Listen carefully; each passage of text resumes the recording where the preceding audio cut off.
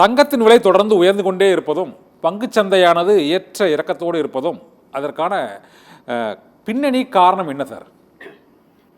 வணக்கம் சார். ஏன்னா தங்கமும் சில்வர் அதிக லெவலுக்கு ஏறதுக்கான காரணங்கள் மெயினாக ட்ரம்ப்போடைய அதிரடி நடவடிக்கைகளால் ரொம்ப ஏற ஆரம்பிச்சிருக்கு. ஏன்னா மற்ற பங்கு சந்தை சார்ந்த எல்லா துறைகளும் ரொம்ப மோசமான வீழ்ச்சியை கண்டிருக்கும் போது இப்போதைக்கு ஒரு சேஃப்டியான ஒரு முதலீடுன்னு எதிர்பார்க்குறது மக்களை பொறுத்த வரைக்கும் பார்த்தீங்கன்னா கோல்டும் மாதிரி எல்லாருக்கும் தெரியுது.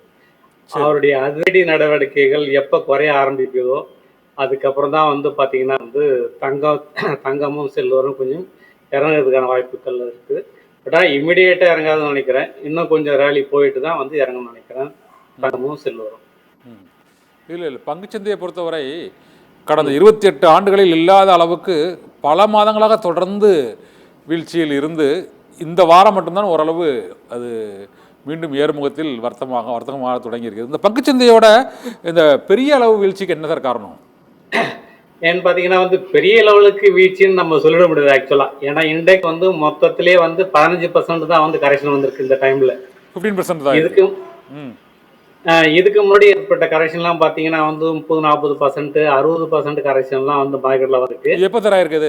இந்த 30% இதுக்கு முன்னாடி கொரோனா டைம்ல கூட ஆயிருக்கு. அதே 30% மேலே வந்திருக்கானுங்க கொரோனா டைம்லேயே.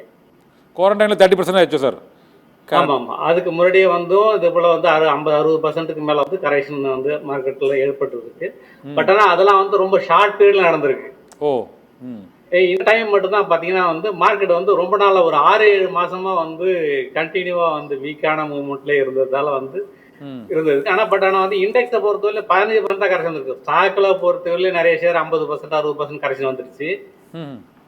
இண்டெக்ஸை பொறுத்தவரையிலையும் 15% தான் கரெக்ஷன் வந்திருக்கு. இது ஒரு ஹெல்த்தியான கரெக்ஷன் தான். ஏன்னா ரொம்ப நாளாக ஒரு 10 வருஷமா மார்க்கெட் ஒரு புல் ரன்னை சந்திச்சுட்டு இருக்கு. அதுக்காக நம்ம அரசாங்கங்களும் பார்த்தீங்கன்னா இப்போதைக்கு உடனடியாக ரொம்ப ஏறக்கூடாதுன்றதுக்காக ரொம்ப ஸ்டெப் எடுக்கிறதால கொஞ்சம் மார்க்கெட்டை இந்த தாழ்வு ஏற்பட்டிருக்கு. பட் இது எல்லாமே ஒரு டெம்பரவரி தான். இது எல்லாமே ஓரளவுக்கு சரியாயிடுன்னு நினைக்கிறேன். இது இன்னும் கன்ஃபார்ம் ஆகலை. இந்த லாங் டேர்ம் வீக்கா இருந்த மார்க்கெட் இப்பயே சரியாயிடுச்சுன்னு சொல்றதுக்கு இல்லை. இன்னும் கொஞ்ச நாள் ஆகணும்.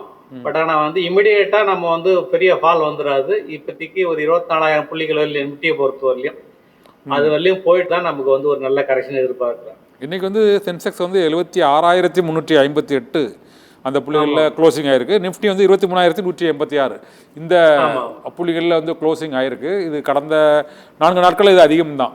ஆனால் 83.27 அப்படிலாம் இருந்தது. ஒரு 6 மாதம் ஒரு 4 மாதத்துக்கு முன்னால் இருந்தது. இது அமெரிக்க அந்த ஃபெடரல் ரிசர்வ் அந்த ரேட் கட் அறிவித்ததுக்கு பிறகா அல்லது டொனால்ட் ட்ரம்ப் தொடர்ந்து ஒவ்வொரு நாளும் பல்வேறு அறிவிப்புகளை இந்த சர்வதேச அளவில் வர்த்தகத்தில் பெரிய வரி விதிப்பு மற்றும் இந்த போர் தொடர்பான அறிவிப்பு, உக்ரைனை நீ போரை நிப்பாட்டு அப்படிங்கிறாங்க, காசாவில் நீ போரை தொடங்குன்னு சொல்றதுனால ஒரு ஸ்திரமற்ற தன்மை நிலவுவதனால இந்திய பங்குச்சந்தை மட்டும்தான் இந்த கரெக்ஷன் ஆயிருக்கா, இல்லாட்ட மற்ற சீன பங்குச்சந்தை மற்றும் நாஸ்டாக், ஹாங்காங் பங்குச்சந்தை இவற்றிலும் அந்த கரெக்ஷன் ஆகுதா சார்? எவ்வளவு?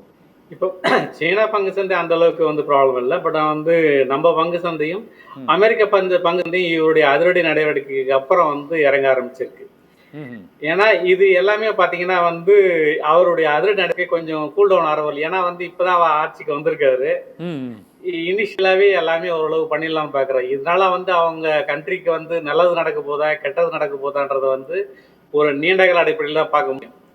ஏன்னா அவங்கள பொறுத்தவரையில 2 சைடையும் பாதிப்பு வந்துடும் நினைக்கிறேன். இவங்க ஒரு அவங்க பாலிசி டெசிஷன் மேக் எடுத்தாங்கன்னா அந்த அடுத்த கண்ட்ரியை டெவலப் பண்ணாங்கன்னு வச்சுங்களேன், இப்ப அவங்களுடைய பொருளாதாரம் பாதிக்கப்படுறதுக்கு சான்சஸ் இருக்கு. அதனாலதான் நிறைய பேர் பயந்துகிட்டு இதை விட சேஃப்டியானது கோல்டு சில்வர்னு மட்டும் போயிடுறதால தான் ரொம்ப ரேலி போயிட்டு இருக்கு கோல்டு சில்வர்.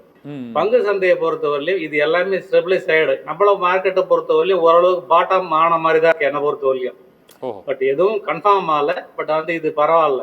எப்பயுமே யூஸ்வலா பாத்தீங்கன்னா நார்மலா நம்மளுடைய பங்கு சந்தை ஜனவரியில இருந்து ஒரு பிப்ரவரி, மார்ச், ஏப்ரல் வரலையும் ஒரு மாதிரி டவுன் ட்ரெண்ட்ல இருந்துட்டு அதுக்கப்புறம் ஏப்ரலுக்கு அப்புறம் ஒரு நல்ல ரேலியை நம்ம இது வரலையும் பார்த்துருக்கோம்.